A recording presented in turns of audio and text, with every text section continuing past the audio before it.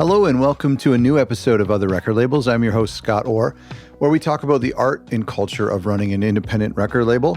And today on the show is a jazz label from California called Minaret Records. And my friend Yousef, I talked to today, and we talk all about the formation of the label, and we talk about what it means to be an independent jazz label, and we talk about what that means and what DIY means for jazz musicians and for jazz labels. I'm so excited because this is a great label. I mean, this is a very cool label that I think the musicianship, and I mean, obviously jazz has a high level of musicianship often. And I think their releases are so great. And so it was such an honor, such a pleasure to have this label on the show. And I think you're going to pull a lot of inspiration, even though if you're not in the jazz realm or the jazz genre, you're going to still pull a lot from Yousef's outlook and worldview on how to run a label. So I hope that you find it really helpful. Speaking of helpful, I'm excited to start talking about our directory, which is something new on our website, where basically I get a lot of emails, like a few a day, and sometimes people will ask me for a recommendation for a music attorney or a mastering engineer, or all the different needs and services that a small record label would need to contract out, and you can Google them or you can ask a friend, and so I've been collecting a group of companies and service providers who are friends of other record labels, and I'm hosting them on our directory with an information about them and who they are, and a link if they've appeared on the podcast before. So go to otherrecordlabels.com/directory. That's otherrecordlabels.com/directory to find out more about those peeps that Other Record Labels endorses and who are friends of the podcast and who can help you running your record label. Oh, hey, by the way, before we get going, I had some audio issues. I actually forgot to record the Zoom call in the first, I think, 4 minutes. So you might notice it's the call is a little harsh on the ears. It improves in a couple of minutes. So stick with us. I was really enjoying going through your label, and I think this might be the first jazz label we've had, and I'm just very excited to talk about this subject. And I'm curious, like, DIY in indie rock and bedroom pop and lo-fi hip hop is all about using what you've got as your own unique style, whereas I see jazz as having a higher standard of musicality. What does DIY mean in the jazz world? Is that a term that's even used? That's a really good question. I don't think DIY is used that much in jazz music. I personally don't even really identify with the word DIY too much. I think the extent to which I'm DIY is like as a person, in the sense of like I'm gonna rely on myself to figure out what needs to be done. Yeah. So that's the ethos of DIY, right? Just right. I'm gonna self-reliance. Yeah. And that could be a self-reliance of a community, self-reliance of an individual, self-reliance of a duo. So to that end, I think part of the work that I'm doing is rooted in that DIY ethic. And keep in mind, I say ethic. For some, DIY is an aesthetic. Sure. For others, DIY is an escape. That's a good point. It's an escape from, a lot of people are DIY because the music's too weird, or because there's not sort of that many institutions that are down to back it, support it, or patronize it. So again, you become your own patron. But the word that I use to describe what I'm doing is open source. And what I mean by that is sort of, there's like people use that in like tech. Sure. To talk about something being iterative, something being the sort of the information and the data being accessible to others. And what I mean by that is just like, I'm someone that's, I'm trying to I'm almost trying to create resources. Sure. If that makes sense. I'm trying to create my own resources. And from there, you work with other people, they have resources, you work together, and then it becomes this thing where now like other people are looking at you like, damn, like I have something to give now. Yeah. I think basically DIY, I'm tailing off, but no, this is great. Within jazz music, I would say that you got a lot of kids in college who they're studying jazz music, and they probably represent something like a jazz DIY, at least here in California, in the sense that I see them doing shows. They're independent. It's very open. People are, within jazz music as well. It's cool because you have such a like changing roster of people and combos, people playing with each other. Like it's always different, as much as there might be like a solid quartet or a band, especially in these earlier stages, it's very fluid. So it kind of looks like free agents moving around, collaborating with people. And then again, you have these like, then you have more institutional jazz labels within America, within Los Angeles, that they're kind of like 1 foot in, 1 foot out. That's how I see them. Because a lot of those jazz labels, especially now, are very down to start talking about kind of like community and they're using that language, I think, because that language is the language of like punk. It's people want to co-opt that as much as they want to actually be that, because I think what that is just like being pro-community, putting community over profit, or these kinds of things. That's what it does. Yeah, well, but basically, within DIY and jazz, I think, and mostly a lot of it comes down specifically to venues, right? And good point. Shows, and to that extent, I think that's where you see a real like DIY culture in jazz music, is musicians who are putting together musicians or independent labels who are putting together their own shows, often in underground spaces where basically spaces that are illegal. Recording in progress. Right, yeah. To a certain extent, spaces that are underground, all ages, you know what I mean? Maybe there's an underground bar. Well, that's very similar. That's a similar DIY approach to indie music. Yeah, exactly. Yeah. And the reason why is, I think, and this is something I've talked to a lot of my friends about, is because of alcohol. Largely alcohol, I think, creates adultness. It creates adult atmospheres, right? It creates this sense of like for example, a lot of, just by virtue of them being at bars or clubs, a lot of jazz events are 21 plus.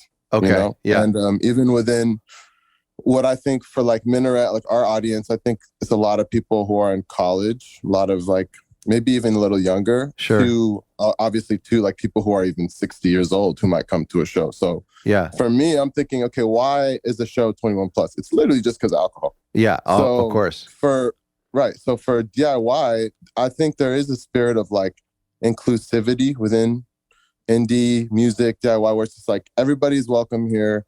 You kind of can come to this space. You can someone can step on your shoes. It's cool. Like it's just it's a relaxed atmosphere. That's kind of part of it. It's a relaxed atmosphere, and it's an atmosphere also that privileges and values free expression, independent kind of hustle, and yeah.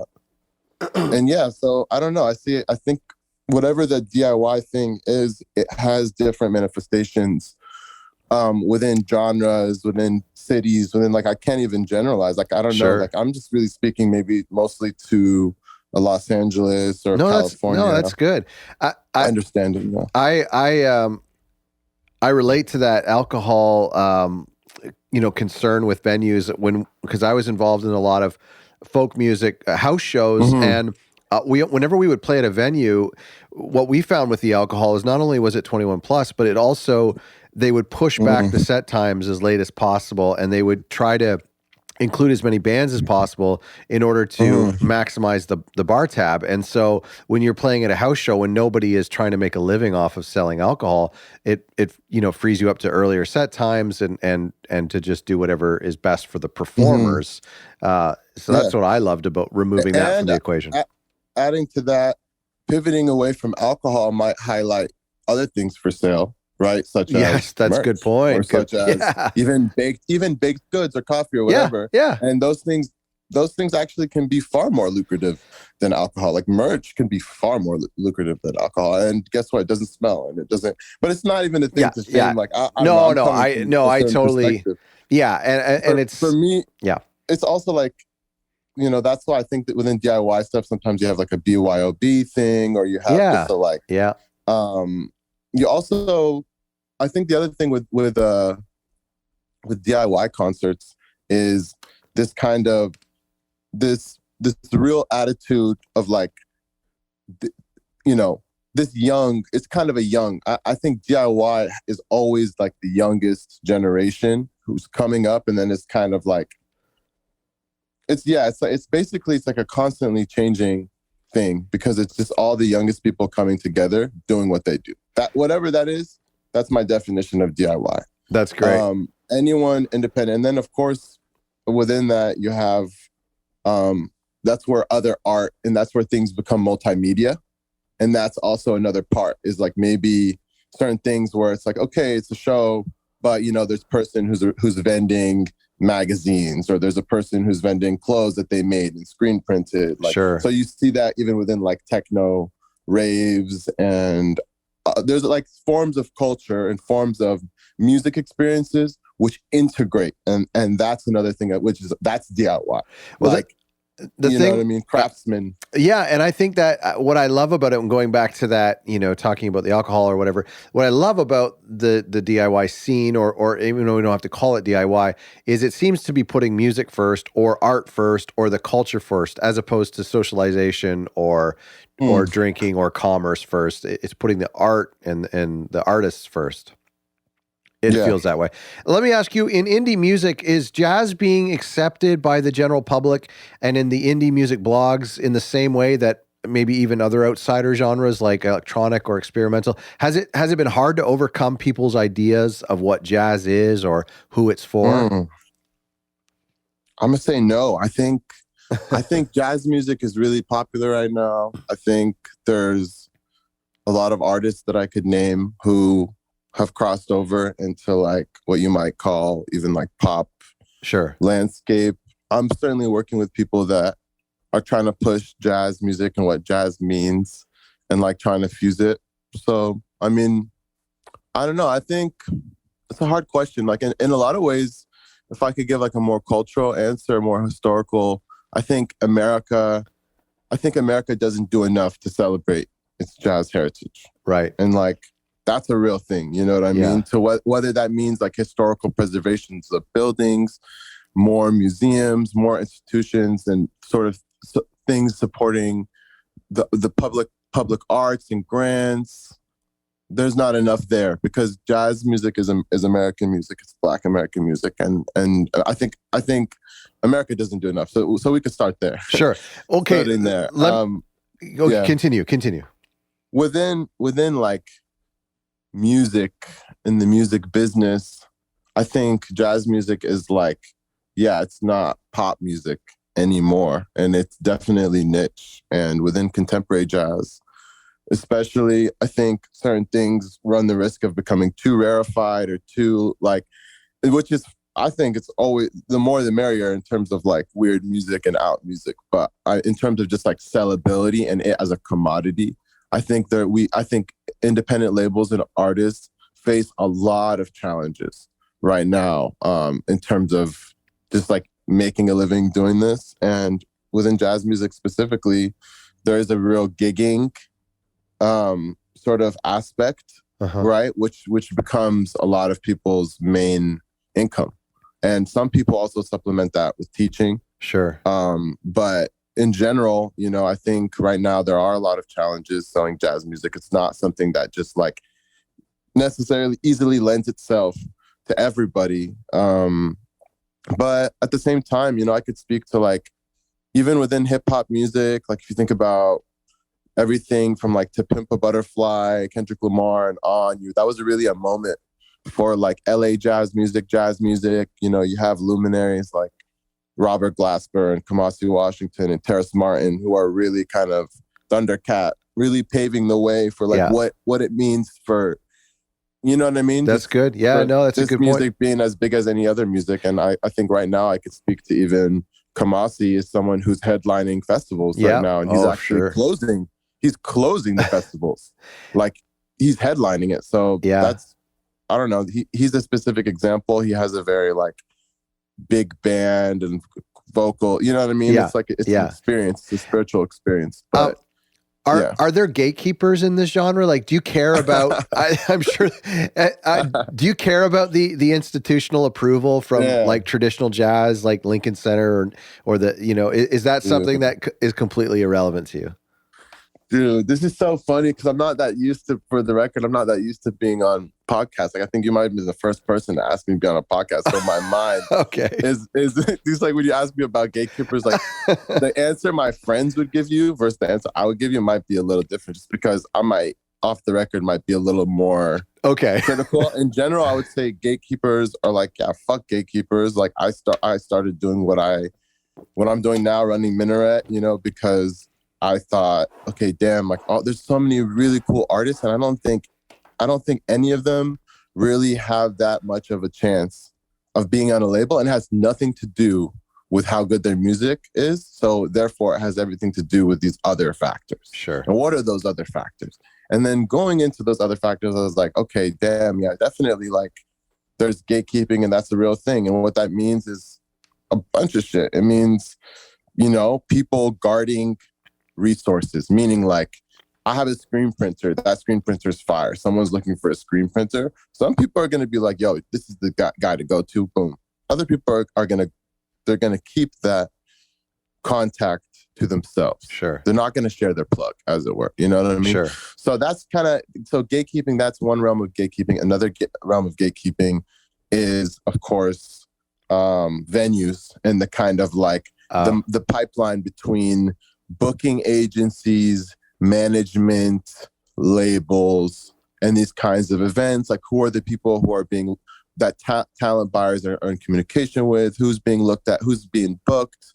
That's another realm where there's a lot of gatekeeping. And then, of course, like indie music in general versus major label music. For sure. And all those major label money opportunities and culture opportunities. With that being said, man, within jazz music specifically, I think it's so challenging because, I even look at myself, I'm like, damn, am I becoming a gatekeeper? Because I just am critical, and I'm someone like, you know what I mean? Like, I'm someone who you just realize why people start to become more kind of like, you know what I mean, inaccessible or why, if you're getting submitted a lot of music, of course, like, there's no way you can. That's right. Like, think about how many submissions these bigger labels might be getting, because I know, because based on how many submissions I'm getting, and I'm a very, relatively, I'm just a very independent label, but the submission stream is very consistent, and there's a lot of people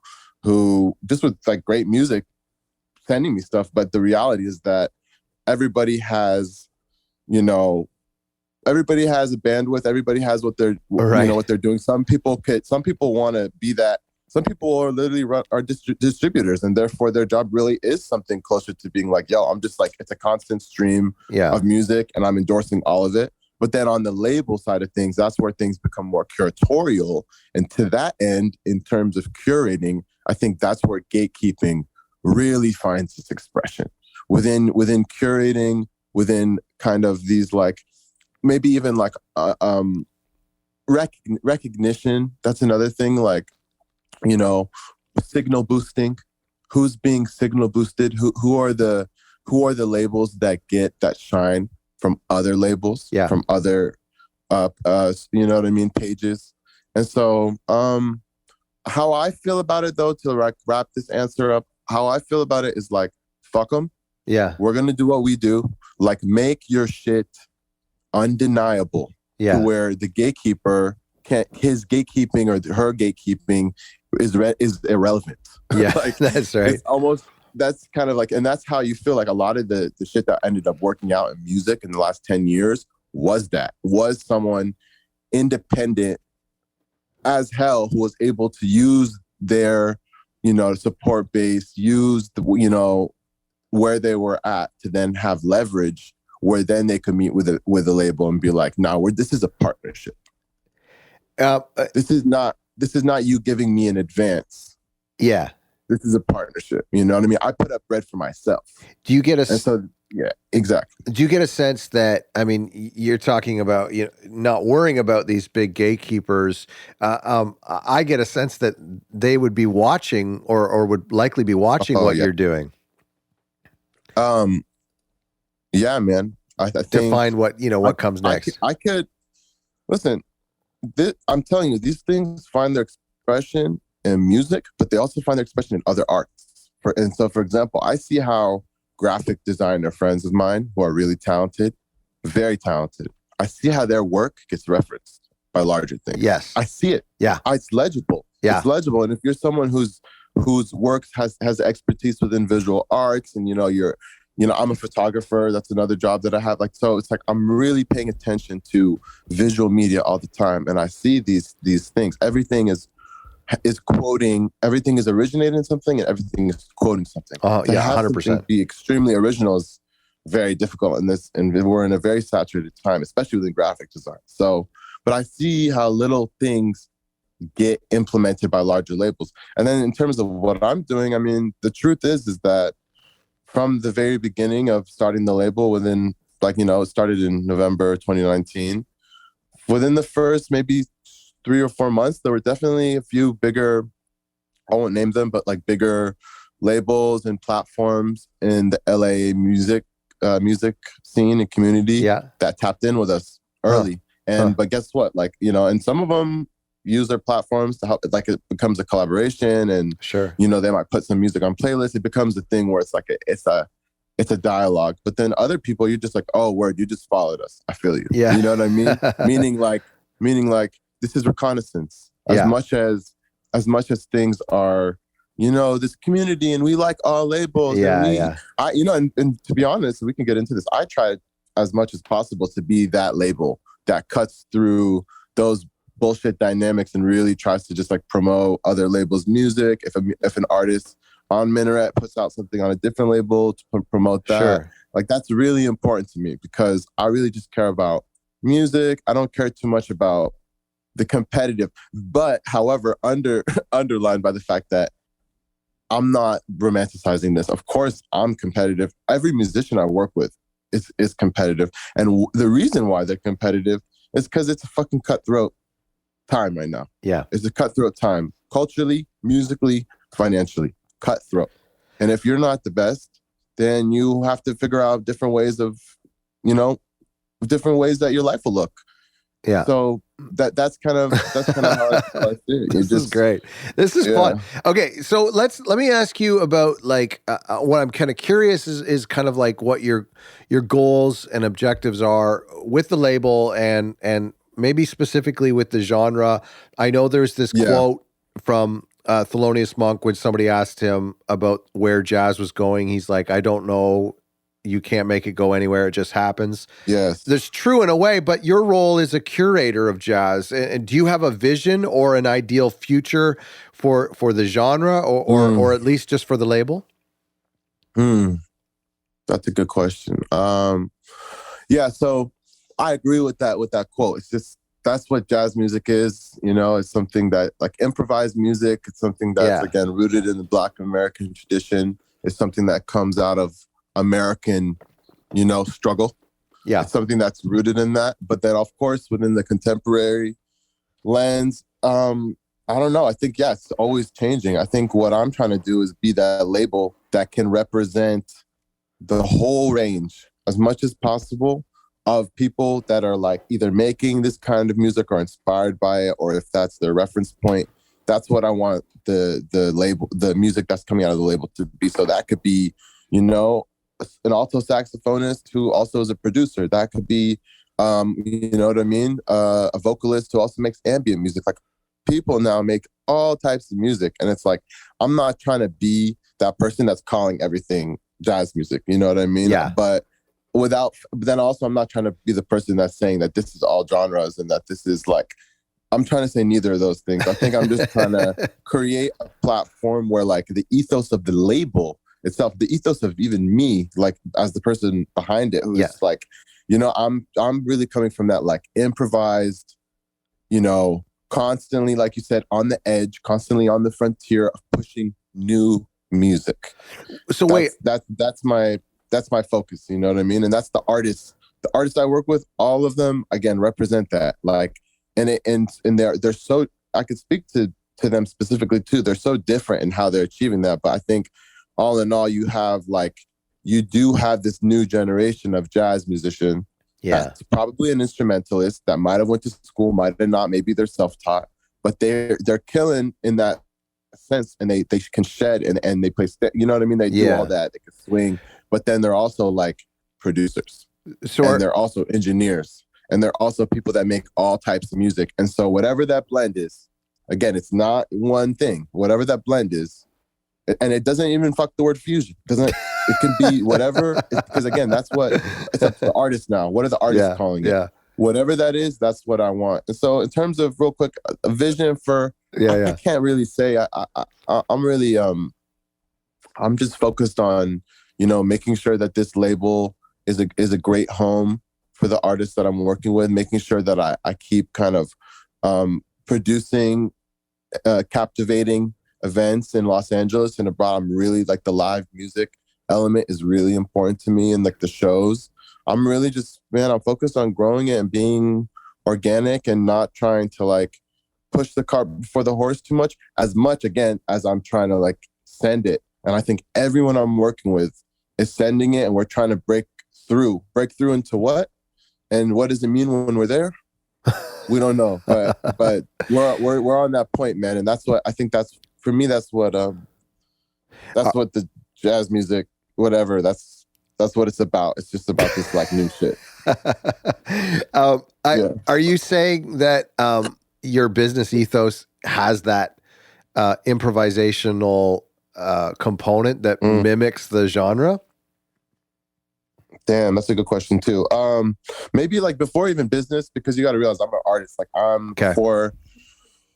a photographer. I've been, making and putting out clothes since before starting Minaret. I do creative direction and art direction. Like, so sort of like that. So in terms of working with everybody, I'm working with specific musicians and putting out their music. We'll contract, engineers and designers, and then I'll work almost in an executive producer or creative director role. So within that type of work, yes, I'm a jazz musician. Within photography, how I take photos, what kind of my style, and also keep in mind a lot of the content within Minaret is original content, maybe that I've made photos of, and I also will work with individual musicians. That's something I offer as a label service, is photography. Within that stuff, yeah, definitely. And that's maybe I do produce music as well, and I have that background in production. I don't put out music, but within that, I think there's a shared language between me and the artists I work with that we're kind of like, we're like, we're playing, we're improvising. As much as this stuff is rooted in foundational chords, principles, lessons, it's something where I'm like, I'm not trying to repeat myself, and I'm not trying to play licks. I'm trying to be hip. In terms of my production, in terms of my curation. And that's what I mean in terms of like the ethos within the business thing. Yeah, I mean, also because it's like, just to run a label in 2022 is a really strange thing. You know what I mean? I'm essentially working with people who are retaining independence and ownership over their music. And we're doing, you know what I mean? And so like, it's not, the financial relationship is not the same as maybe the financial relationship that a major label has with an artist, where also there's like a much bigger team and there's a much bigger expectation of the kind of recoup. And so maybe to that end, I'm like, I don't know, I'm playing along with everybody else. But shit, I mean, as much, that's also like within that, if we could take the metaphor, there's free music, there's, we're playing some charted out stuff, we're playing some heavy, there's so many different layers. And so within that, like some stuff is really, really planned out. Like it took a year for us to plan it out. Yeah. And some stuff I'll pull off in 2-3 days. That's cool. Against the clock. That's great. I love that. Yeah. Can you, or maybe you can't put this into words, but what what are your parameters as a record label when it comes to genre, or how do you determine what gets entered into your Minaret canon and what doesn't? So there's musicians who I've been working with / known since before Minaret, and so those musicians, like one of them is this. He just texted me right now asking about some shit. But this artist Dakota, who is he's the first artist I worked with. He's a guitarist, currently attending Cal Arts. Really brilliant musician. And so there's cats like that like we've just been working. You know what I mean? Like I might have put out their first music with them. So sure. I'm working with them, and like I'm just following them, and like we're just like whatever people want to call that, artist development. I mean, they're developing themselves, but I'm here like as a kind of home again, and a resource, and someone that's as a distributor, a kind of a creative house where I'm down to like help with the visual direction, help with the merch, help with the kind of like DSP stuff. So it's kind of like help even with management to a certain extent. It's like kind of quasi management, because I'll help with booking, or I'll book my own for Minaret shows that I'll book artists who are on Minaret. So it's like essentially, you know what I mean? So there's a lot of ways to look at it. But so there's those artists who I've been like working with who are part of that like core. I don't know. I'm just like, I'm loyal to them, and I'm so interested in putting out more of their music. I see. And so I would say like maybe the roster is split between that, and then again you have friends of friends, people who have like a warm intro and will submit music that's really great, and that I decide to work with. And from there, that I don't know, bro. We've put out everything from hip hop, ambient music, contemporary like hard bop, jazz, beat tapes. Like that's another thing I'm really super down with, like beat making, and I come from that tradition. So like Minaret is actually going to be we're doing a beat making class for incarcerated youth in Orange County. That's going to be where they're going to have like access to Ableton, and so like there's so we come from that beat make, and then again that's like that beat making shit is hip hop, and hip hop is also like comes a lot from jazz. So like, you see what I mean? These reference points are the more important thing. What's the reference point? It's not what's the act like. Because also like, you know, So and then but then within parameters, my parameters are just like I want to work with people who are dogs about their own music. If you're a dog about your own music and your music's at a certain caliber, like those are the types of people I want to work with.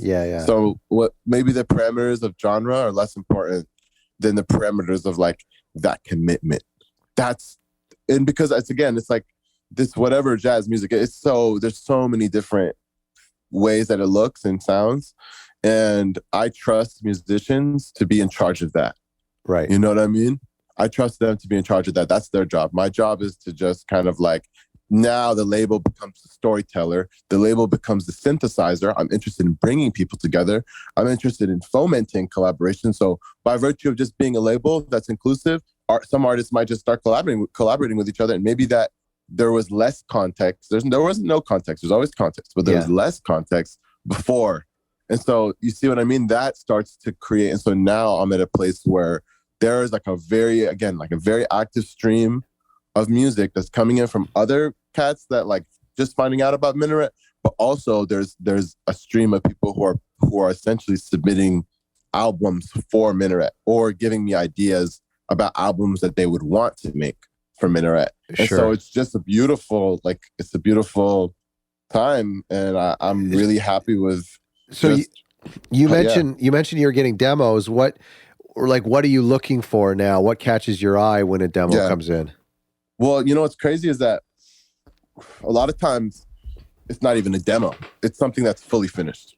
You know what I mean? Okay. Sure. Okay. A lot of times it's something that's like unreleased, that's privilege, and that's why maybe the relationship looks a little different, because now there's an artist who essentially could self-release or could just be their own label, and they're saying, "Hey, I want to release with you because I like you." That's what it is, right? And because again, you might have resources, or there might be certain opportunities here that I fuck with. So with that, I guess stuff that's fully finished, I listen to it. Some stuff I'm so open, man. Like I listen to every submission that we get. I check my email all the time, and You know what I mean? I listened to it a bunch of times. Some of it, again, there's more context to who the person is. And also, if that person is already like someone revered by people I work with. Oh, sure. That's obviously like, or someone I've already, because there's like people I'm working with now, not to be named, but that they were people who I was like 15 going to their, like maybe like 17 or 18 going to their concerts, and now I'm working with them, or they submitted music to me. Oh, wow. So it's like, wow, this is like. So how do you predict their work ethic when you get a submission from someone? I mean, is there a way? Are there signs where you could be like, this is somebody who gets it? Dude, to that extent, I think. How do I even answer this? Okay. So like, I'm a photographer, right? Yeah. I think most photographers that are any good recognize that like at most of your photos are shit. Right? Okay. And like you kind of have to be like kill your darlings type with that. And that's how I feel about especially jazz music, because like there's a really high level, like you said. And if you're not meeting that level, then it's sort of like it's better for me to just say nothing. Or it's better for me to just be encouraging. Yeah. So for that, it's like, again, I'm getting a whole range of submissions from people who are like, again, this is like might be their first release, to people who are literally 60 years old that have had their own label since 1990. You see what I mean? So it's like, there's not one way. So it's like, I might receive something that's literally like, there's no notes. I have 0 notes. It's just someone saying, hey, Yousef, here's my next single. And I'm already working with them. And I'm just like, I fuck with it. Let's do it. And I'm just going to, you know what I mean? Versus other people that are younger, they're learning. And to that extent, I mean, you asked about work ethic. I think I basically come from the school of thought that like things are mysterious, but things are also very legible. And so like when I see a photo, I'm able to be like, okay, it was shot on this camera, it was film or it was digital. It's like kind of, this is how they might have processed it. This is might have been what they were thinking. Like those things are legible within a photo. So they're also legible within music. When an engineer is hearing a song, they could be like, oh yeah, there's a little bit of a noise in this frequency. Like it's objective. It's not as much as there's like, again, these more mysterious and underwater elements of music of just like, why does this work? And like, why does this feel? And so I guess I'm split down the middle of being like, trying to be emotionally receptive as possible. Like I'm open, man, to like the music really blowing me away. I promise you. Every time I play something, I'm like, this might be the best thing I've ever heard. but then measuring that up to like what I hear, I think, I don't know. I think you could definitely tell with people, especially with jazz music, like who's really interested in production and who's not. Like who's really producing their own shit, and who's not, and who's really adding, like, because like of course, like, bro, there's a lot of people who could just put out like a live jazz record. You know? It's like, what's something that's, I think a lot of the music that we're putting out has a lot of production elements to it, and so there's like, but man, I'm asking you impossible questions, because I know that when you open an email and everything is done wrong, but the music is great, or vice versa, everything looks great with the there are no rules.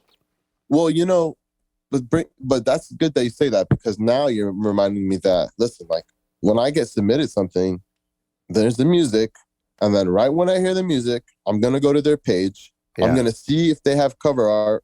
So then in terms of the creative direction and aesthetics and their brand and their voice and these kinds of things that are all the things that are not the music, those things are very important as well. Very, very important, because I'm like, that's where it's like, this is a community. This is something that like it needs to be preserved, and that's where it's like, fuck gatekeeping. It's just about protecting things. Need to be protected. An individual needs to protect themselves before like a community. So I just look at it from that lens of like, we're all trying to just like even before that, I just say I'm just trying to put out good people's music, good music. It's as simple as that.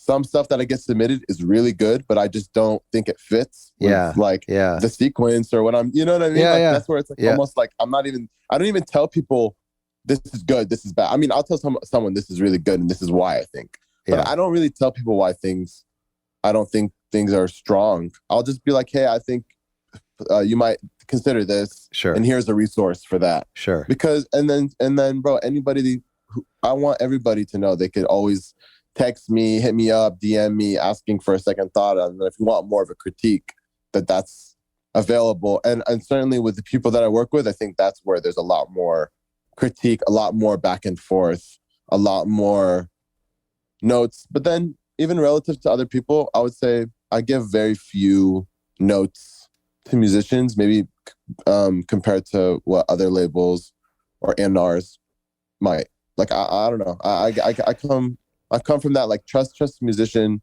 If you trust a musician and want to work with them, then trust that they're like going to be their own editor and are able to, they know what they're putting out. Yeah.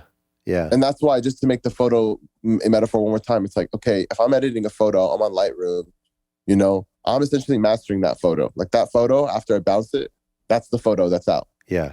So it's so, you know what I mean? Like, it's like, I know, like, I'm not asking someone to like look at my photos and be like, hey, is this so? It's like, if someone hired me, it's like, trust that I do that part. You know what I mean? Sure. And so I like that you said I'm putting out music by good people, and that, you know, we often think of the music first, but for you to say that it's, you know, yeah, man, that's cool. That's really cool. They're homies. That's the thing. It's like, I'm lucky to be working with a lot of my friends, a lot of young people. Yeah. I'm 27. A lot of the people I work with are younger than me. Most people I work with are my friends in one way or another. Most of them I know in real life, and we hang out, and, you know, we do things outside music, and we also work on music, and we focus on music, and we have that seriousness. Yeah. So I don't know. It's a personal landscape. It's not, everything has a reason why it looks the way it does, or like why I'm working with someone, or why I put out something a certain way. Like, it's pretty intentional, you know. Well, I try to be. Now that we've had this 40-minute cold open, I want to ask you about the history of your label, and how did you come to jazz, and how did this label form? And I got to be honest, I've been thinking about this label and thinking about reaching out to you for a little while now. And then when I was reading today that you started in 2019, I was so confused, because I feel like the logo has been in my mind for a very long time. I don't know how that's possible, but give me a history lesson here. Damn. I like that, man. I like that you say that. Yeah, that logo. I think it's true. Music, when you put out music, you hope that it almost feels a little familiar, but it's new. Yeah.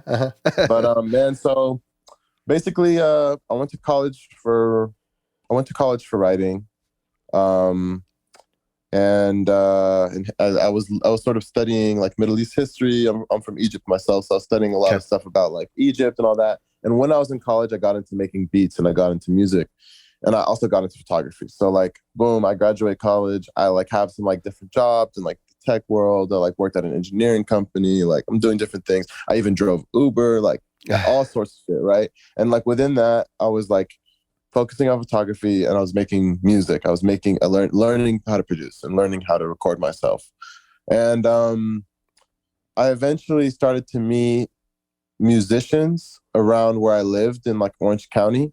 And eventually through meeting musicians, I met jazz musicians. And this was sort of like maybe around 2017 or 2018. And keep in mind, this whole time I'm an avid music listener. I'm a real hip hop head, and I like jazz music, but I wouldn't call myself like an aficionado or like expert. I just like, I knew it. I fucked with it. I knew a lot of like newer stuff. And, you know, so by the time I met jazz musicians, to be honest, man, those were the first people that were like talking about music. Like, again, I always like, there was that hip hop crowd, but like jazz musicians were the first folks that were just talking about music, and I really identified with how it sounded. Like, just even their thoughts, like they were talking about shapes and how abstract it was, and how they were talking about improvising. And like, I think to that end, I started to represent more of that, like, like that art. Like, again, I had that art background. Like, at this point, like, I'm putting out shirts. I have like an interview website. Like, I'm always been just like doing different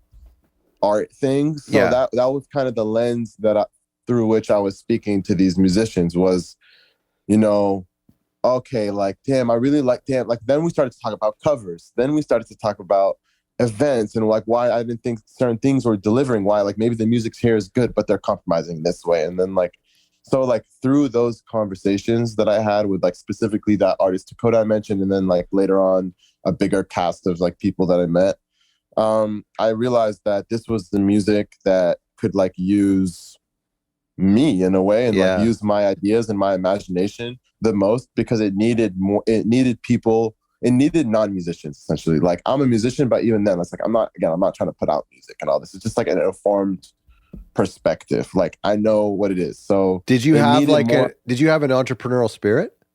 Do you think that at all? Kind of. I mean, I guess in college I started like a coffee shop with my friend Katie, and that was kind of cool. It was like a nonprofit. It still exists. It's called The Underground. But my dad is an entrepreneur, and I think like listen, man, like this shit, all of it comes from me. It comes from me not being like being told what to do. Yeah. It comes from I know. being like some stubborn ass. That's why people start shit, because I thought I could do it better. You know what I mean? I always use the analogy of like, whenever I get stuck in traffic or wherever I see traffic on the highway coming up, I always get off at the first exit and just take all of the tiny little roads until I'm out. Even if it takes me longer, I just take all the side streets until I'm out of traffic. I feel like that's an analogy for how I look at like entrepreneurship. Yeah, no, totally. So, okay. So basically, so by that time, in terms of giving the history lesson, so by that time I met jazz musicians, and I'm working with that guy Dakota, and then I kind of I started to work with like him, and I started to work with a few musicians more closely again, in that like not even a manager, but just like another person thinking about their music. Yeah. You know? And that turned into essentially a few people kind of looking at me being like, what are you waiting for? And then from there I committed to it. And the name Minaret, which, you know, that's like they're on mosques, you know, a minaret is like a lighthouse. Okay. Yeah. Where it comes from. They're a source of direction. They're a place where a kind of a reminder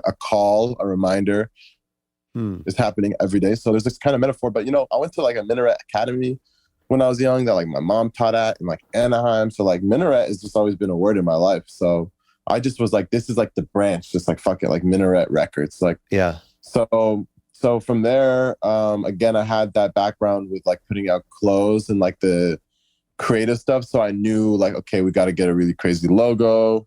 Wait, can I ask you a question? Yeah. Sorry to interrupt you. Do you have the logo as a tattoo? Do I have it as a tattoo? Yeah. No, I don't. I don't have it as a tattoo. Would you? I wonder if someone does that. Okay, this is what I'm gonna say. It looks like it would be great. If someone does that, they get free entry for life to any Minaret show. Okay. I'm putting that on the record. That's on the record. Okay. How big does it have to be? It doesn't have to. No size. Anybody that gets a Minaret tattoo on their body. Oh, it's a great. Yeah. Oh man, a lot of people are gonna do it. A lot of people are gonna do it. It looks great. Sorry to interrupt you. Keep going. But yeah, this guy Kevin Zorink, who I met randomly in Dubai, like at some point, so when I was doing some like a show out there, and he was like an American guy from Virginia who had like this graphic design background, and he was doing like a residency in Dubai, like learning like I think like Arabic graphic design or something. And I hit him up, and bro, he like just did us the biggest favor of a lifetime and just created something. I think like with some of the direction I gave him and some of the ideas, he just turned it into like this kind of stamp. And I could speak to that stamp being something that like even people who aren't familiar with it recognize and like talk about. For sure. Yeah. And it's just something that's also a portal again into all the music we're putting out, and becomes just this kind of like, this label, brand, community, hybrid, I don't know. Like, but at the same time, I kind of try not to define things too much. Like I'm saying a lot of words right now, but to be honest, like I think Minaret is just the music and the events and the visual. It's like a lot of people just know it through that, and that's cool. Like I like that. Yeah. Just like there's a real base to the label and to the music, and that it's like really driven in, again, like visual and multimedia stuff. I think that's dope. What role does California play for your label? Does it permit like a style of jazz that's different from? There's some like there's a real LA jazz thing with like sort of ambient jazz music is really popular, and like the beat again, like the beat making stuff, and like, you know what I mean, all that stuff that happened, and like that kind of has its adjacencies.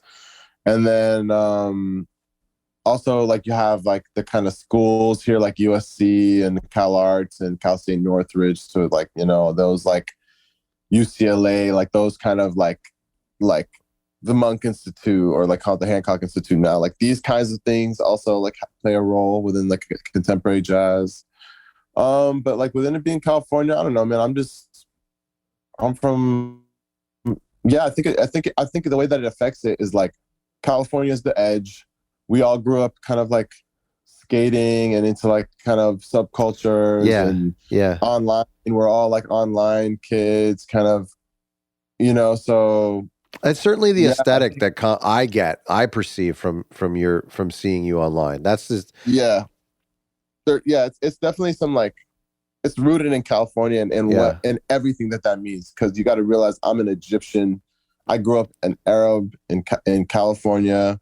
My whole family lives in Egypt, so like my version of California looks different than someone else's, but we all share this land and we care about this land. And like that's why I call us a California jazz label, because I don't even want to claim LA. Like I'm like it's bigger than LA. It's bigger than, you know, it's just about like some all state, just like an all state thing. But yeah, I mean, I would say that like skate vocabulary and skate culture, and like there's a lot of hip hop, and there's a lot, even like also for me, I have reference points that are more like in Arab art and like Islamic art and stuff like that, which is important. And so yeah, there's a lot of stuff that I'm basing this stuff off of, and also just basing it off of just like, it's like just trying to create a platform where, you know, there's a really cool collaborations happening all the time. And that's where it's just kind of like just putting things together and curating versus like, you know, as much as I might make a flyer or like do photos, it's like also just like letting things. You mean with bloom. Collaborating with like also non-musicians? Like like the visual art part of it. So that's like cool. Flyers and merch and design and like all that is super important, and I'm down for it. And I just I try to be, you know, I work with a lot of my friends, so I might like pair a friend of mine with someone I'm working with, and then they start to work on the album art, and then, you know, it's like things end up working like that. And I think that's what independent labels have to do now in order to survive, is really just there's that micro business culture of just like freelance. Sure. I want to ask you a little bit about playlisting, and how has playlisting affected the jazz world? For the average person, jazz has been a genre that fits an activity or a lifestyle. I'm just kind of curious, like if that's, you know, something that you've thought about. Definitely. Well, I don't know. Like right now, vinyl is really popular. So big jazz musicians, that's how they're making their money. They're making their money from vinyl and touring, I would say. That's probably the biggest thing, revenue streams. Within that, I think playlisting is kind of like this weird Hail Mary. Yeah. And how I look at it, because it's this thing that like guarantees a certain amount of listens, and a lot of people don't have those listens organically. So it ends up becoming this thing where like now DSPs are the curators, and like it is true. Like think about how DSPs really do not make it accessible for record labels to curate their kind of catalogs on DSPs. I mean, they do it now. Like Apple Music has a feature now, but it's only for like more canonical like labels, right? Yeah, quote unquote. So if you think about what that means, it means is that they're becoming the tastemakers, or they see themselves as doing that. We've, you know, a few musicians I've worked with have gotten a lot of love from editorial playlists, and I think it's really cool when that happens, because it's just like, just gets a lot of new listeners. I think everyone wants new listeners and like random listeners on their shit, and a lot of times these playlists feel like they're a place where that kind of thing happens. Yeah. you know? And I don't know. It's weird because I don't have a distributor besides DistroKid. So what playlist pitching means for me is really like, okay, someone pitching via, Spotify for artists, and then me doing some like press outreach and then exposure, blah blah blah. Like Hail Mary. That's the Hail Mary. for, That's such a good term for it. That's totally what it is. Versus now you wanted to talk about gatekeeping versus all the sister labels that have, the same distributor, and that distributor has ins with the playlisters at these different DSPs, and therefore that's what it looks like is a bunch of the same. You get what I mean? That's where gatekeeping lives. It lives in these kind of backdoor, but open fate, like forward, like front-facing channels. You know what I mean? On this subject, a lot of our listeners have record labels that release music that isn't entirely accessible or mainstream, as maybe like straight ahead rock or pop music. But and often what makes the job of marketing and promoting this makes the job of marketing or promoting far more difficult. So I'm curious for you, when there's music that requires a little bit more attention and investment by the listener, what is the strategy for promoting this kind of music that is more on the outside? That's a good question. Okay, one thing I'll say is like no one is in control of how people, as such, will react or respond to you. Amen. No one. That's even true of like on the most local level. Like I made a beat and I showed it to my friend. My friend is going to hear something different than what I hear. So there's that, which is to say that like some music just has a way of like lodging in people's imagination and lodging in the times, and it becomes something that people reference. Other stuff is like more one-off. It's something that people visit every now and then. So that's what I would say. Just to begin, like always know that try to manage your expectations, but also try to infuse. That's where it's like, that's where the customization work comes in, is where you can customize the experience and customize the things around the music, which can inform how a listener listens to it. So with that, I would say, like try to, I'm a bad person to give this advice because I might sometimes just do more surprise drops or like 2-week rollouts and stuff like that. I would just say like the timing is really important. Pay a lot of attention to timing and how you're sequencing things and how the kind of like different points between the announcement and the things that are being teased in the single or whatever and the like actual project, make these things as kind of like inviting and what's the word, like portally, like I just mean like make them as much of a thing that people can chew on as possible, because when the people chew on things, that's when it becomes like, that's when it starts to achieve what the expectation that people want, which is like, oh, people are like listening to my music and thinking about it, and it's like a real thing. It's a real thing in the world. Like it's not this thing that's forgotten. So marketing, be creative, try to like, I would say graphic design is really important.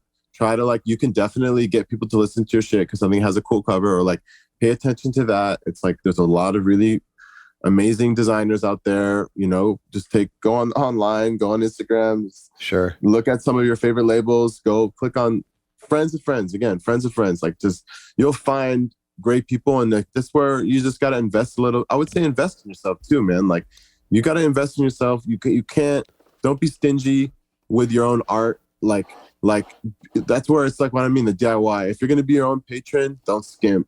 Sweat equity is important. All the things that you can't pay that you don't want to pay for, then do and learn, but don't skimp. Like if you can't master something, don't just try to master it. Like invest in a mastering engineer who's going to make your shit sound fucking fire. Like and so I would just say like, just try to do as much as you can, and also try to really look at it as if you're like giving, like be a giver. Like, you know what I mean? Be a giver. Like if you're a giver, I think things will come back to you in this music shit. I'm just, I'm just absolutely loving what you said. And I know that to be true too. But I want to write it down and remind myself more often that we have no control. We're not entitled to people responding a certain way, and we have no control. Oh man, I love that. And I agree with it 100%. And adding to that, we are all in however people want to look at it. You look at it like you're putting out art. You're also putting out a commodity. We're in the assets, meaning you put out something.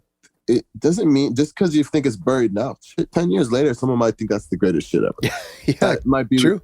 Or like just some, you know what I mean? Yeah. Like we just don't know how things are gonna like, you know, how they're gonna age. And we never know. And so we can look at some music from 2012, 2013 now and see that like, oh, that aged really crazy. Oh, that way they were doing ad libs, or oh that. So music. And are you prepared? Are you working on that too? Like playing the long game with your catalog? Because I feel like this type of music certainly lends it to that, you know, because it's not like doing any sort of current trends. Yeah. I mean, again, it's a real diverse range of music that I'm being submitted, from stuff that some people are self-mastering to like things that I'll go in and I'll be like, try to get great engineers to work on stuff. So, I mean, I pay attention to it, but I don't know. I think like fidelity is like a very complicated thing. Like some things are quote unquote lower fidelity, but are fire because of that. Yeah, some things are like, oh, like fucking My Bloody Valentine. They spent all this money just to get some, you know what I mean? Something that someone could get on a task. Like, you know what I mean? Like just, I don't know. Like I'm just trying to, again, I try to be as simple as possible. Trust the stamp. Have you thought about Dolby Atmos at all? Is that something that's come across your radar?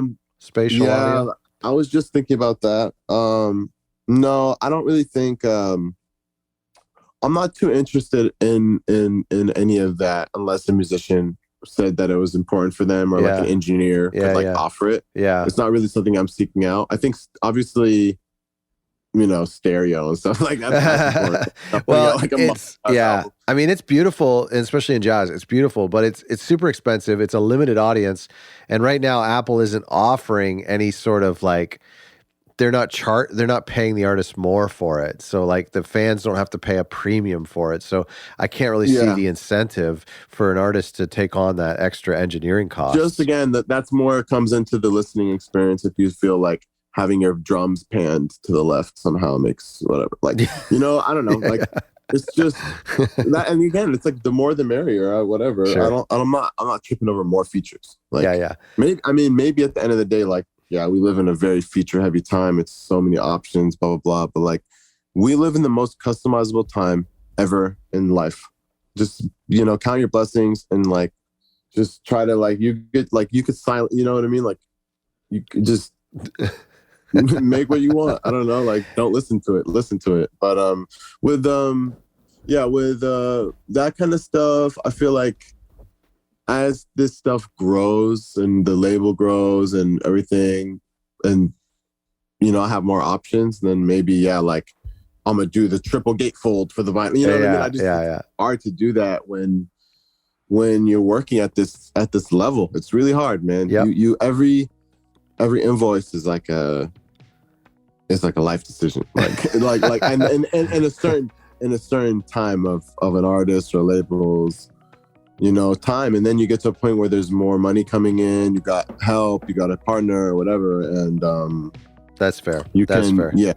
I think it takes time though. Yeah. Listen, Yousef, this has been an incredible conversation. It's been such an honor to talk to you. You're totally, so full of wisdom. I really appreciate this. Thank you, Jim.